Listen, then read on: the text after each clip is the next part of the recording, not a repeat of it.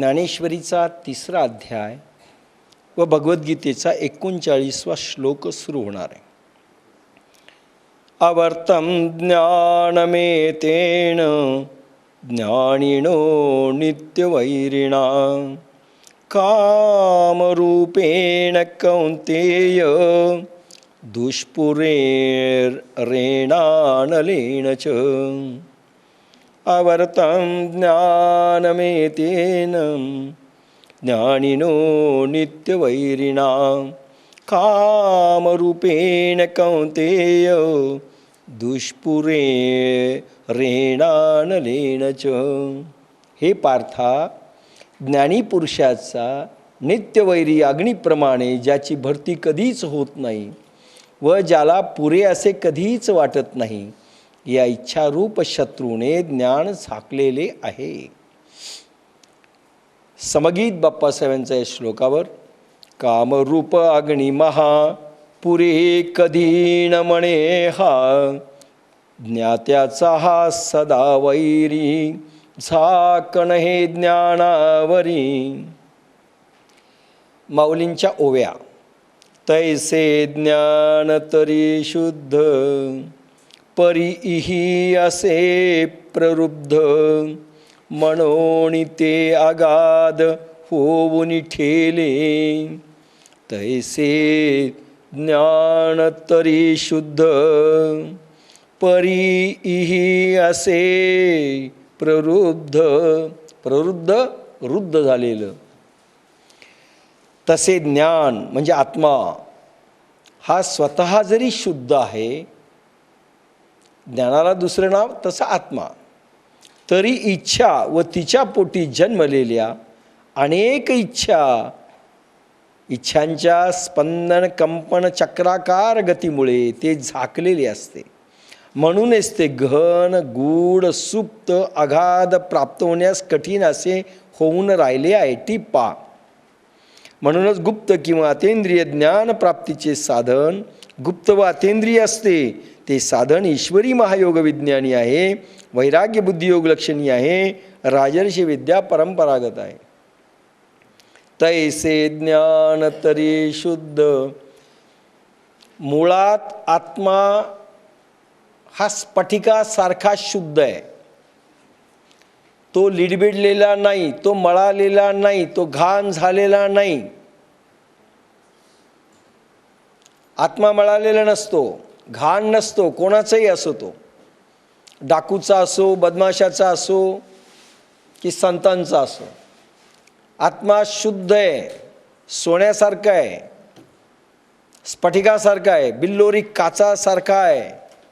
एकदम अशी जी ट्यूब आहे पांढरी, तसा आहे तो. अनंत तेजोमय राशी आहे. पण काच आरशामध्ये समजा आपलं तोंड पाहायचं असेल तर आरसा स्वच्छ पाहिजे. जर आरशावर घाण असेल, काजळी असेल तर तोंड दिसणार नाही. अशी त्या आत्म्यावर ते एक काजळी आहे, ज्याच्यामुळे आत्मा आपल्या बुद्धीला मनाला दिसत नाही. आत्मा आणि बुद्धी याच्यामध्ये एक पडदा आहे, काजळी आहे. ती कशाची? तैसे ज्ञान तरी शुद्ध परीही असे प्ररुब्ध. रोदलेले, आच्छादलेले. कशानं? म्हणून ते अगाध होऊन ठेले.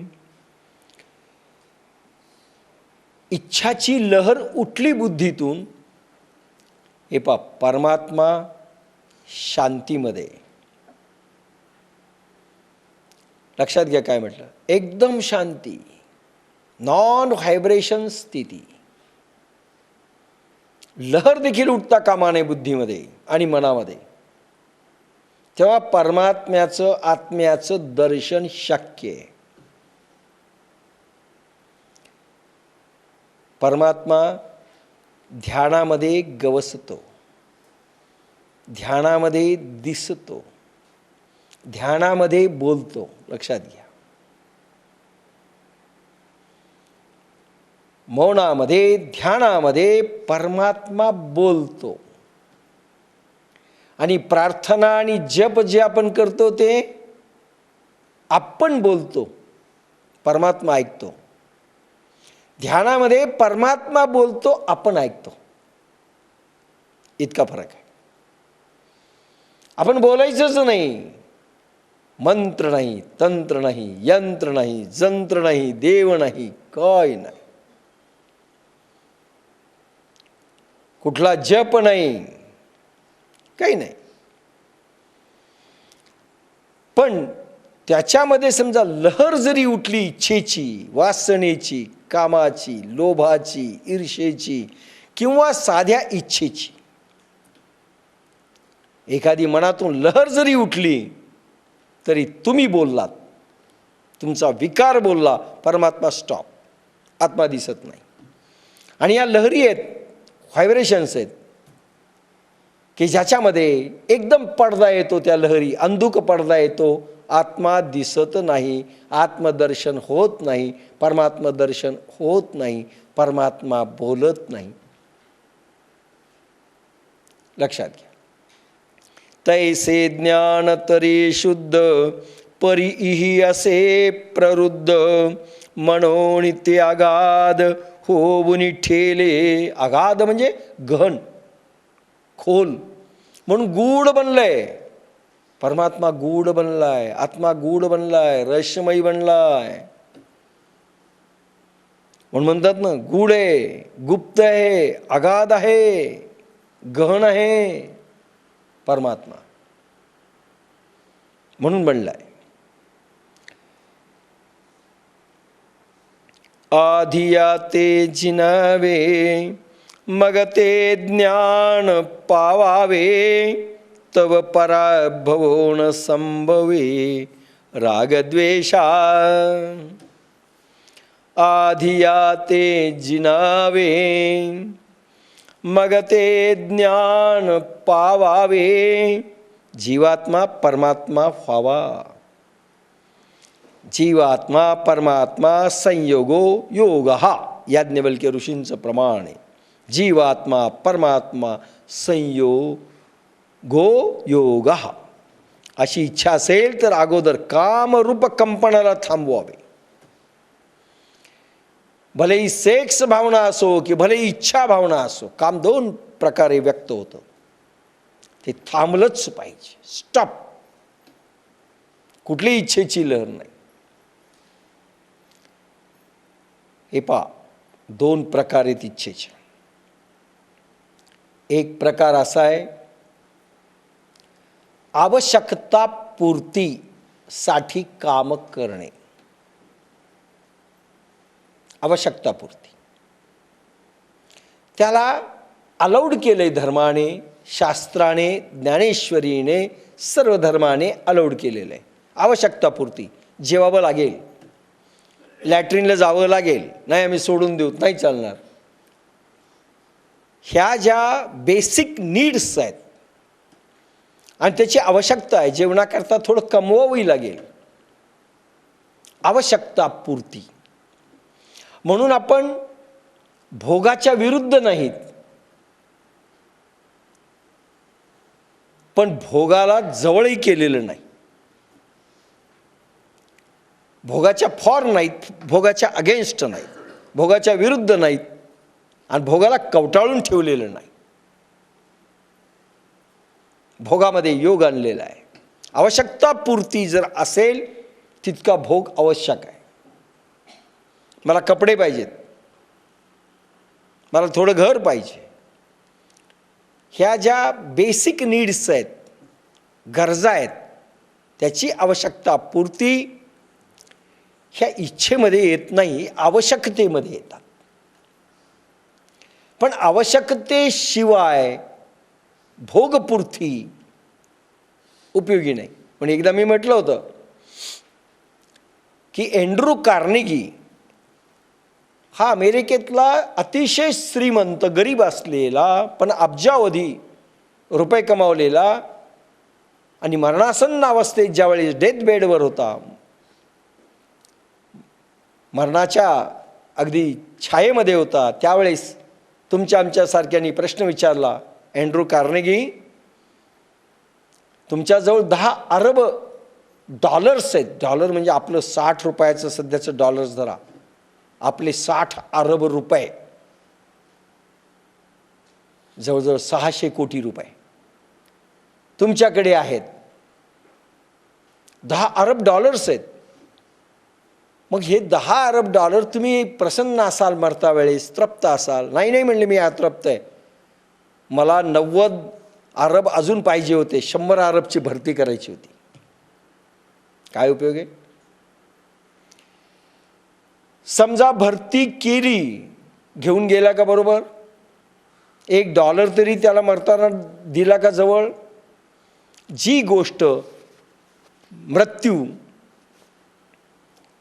नेऊ शकत नाही, मृत्यूनंतर तुमच्याबरोबर जाऊ शकत नाही, ती व्रथा आहे. भले पद असो, भले शरीर असो, आणि भलेही तुमची इच्छेने निर्मित झालेला मायावी संसार असो, भले पैसा असो, उपयोगी नाही, तो कधी बरोबर येणार नाही.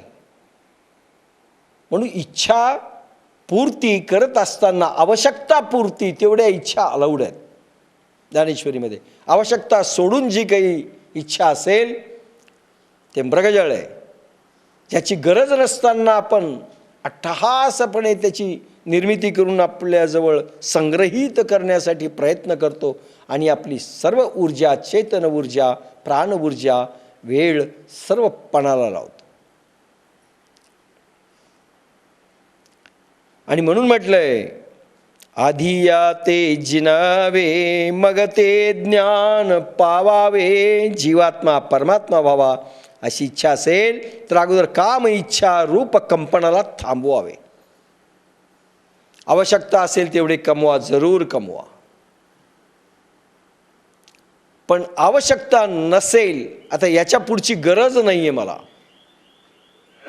त्यावेळेस थांबा आणि सर्व वेळ ध्यानामध्ये लावा. आवश्यकता पूर्तीनंतर व्यवहार संपला पाहिजे आणि व्यवहार संपल्यानंतर पूर्ण राहिलेला वेळ ध्यानामध्ये लागला पाहिजे, परमात्म्याच्या सानिध्यामध्ये लागला पाहिजे. तिथे कंपन थांबले पाहिजेत आणि मग ते ज्ञान प्राप्त व्हावे, आत्मानुभव यावा. तव पूर्ण पराभव संभवे राग द्वेषा. परंतु ज्ञानप्राप्तीच्या आधी पराभव न संभवे. कोणत्याही मानवी बळाने या रागद्वेषाच्या लहरीचा पराभव होऊ शकत नाही.